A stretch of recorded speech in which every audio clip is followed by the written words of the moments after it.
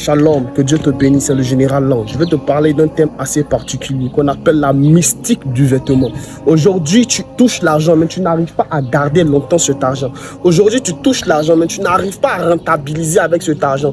Aujourd'hui, tu touches l'argent, mais ça ne dure pas dans ta main. Je vais t'expliquer pourquoi.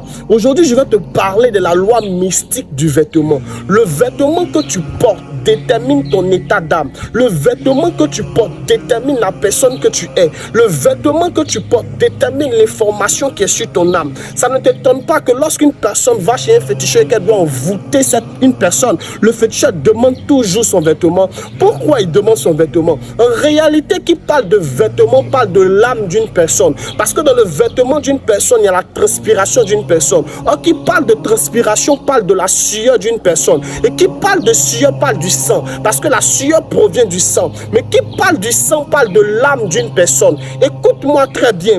Lorsque tu prends un vêtement, tu achètes un vêtement de 500 francs, ton âme, ta sueur est attachée à ce vêtement. Comment tu veux toucher une somme de 500 000? Écoute-moi, tu n'as pas remarqué que lorsque tu portes un vêtement, tu achètes un vêtement de 1000 francs, tu vas porter ce vêtement juste une semaine. Il y a une coloration spirituelle qui va arriver sur ce vêtement. C'est-à-dire que la couleur du vêtement ne va pas changer, mais que tu regardes le vêtement spirituellement, c'est un autre aspect. Écoute-moi très bien. Ce que tu portes détermine qui tu es. Vous n'avez pas remarqué que lorsque Élie était en train de monter au ciel, la Bible déclare qu'il laisse tomber son vêtement. Lorsque Élisée porte son vêtement, la Bible déclare que les autres fils des prophètes vont s'incliner devant Élisée et vont dire il a l'esprit d'Élie. Est-ce qu'ils étaient présent lorsque Élisée était en train de porter ce vêtement? Il n'était pas présent. La Bible déclare qu'un homme du nom de Joseph va recevoir le manteau de son père de plusieurs couleurs. Automatiquement, des événements vont commencer à se produire dans sa vie. Des événements assez particuliers.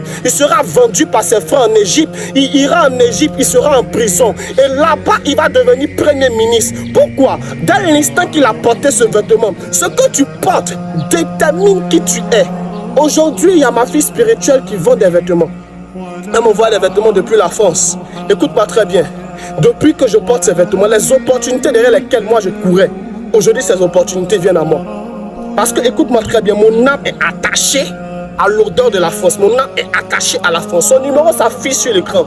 Moi, je ne sais pas pour vous, mais je sais, je suis en train de te parler d'une loi mystique. Le monde que tu vois là est très mystique. Que Dieu te bénisse. Contacte-la.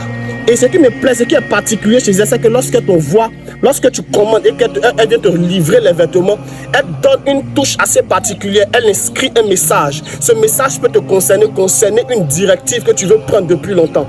Parce que c'est une femme d'intercession. Que Dieu te bénisse. Shalom.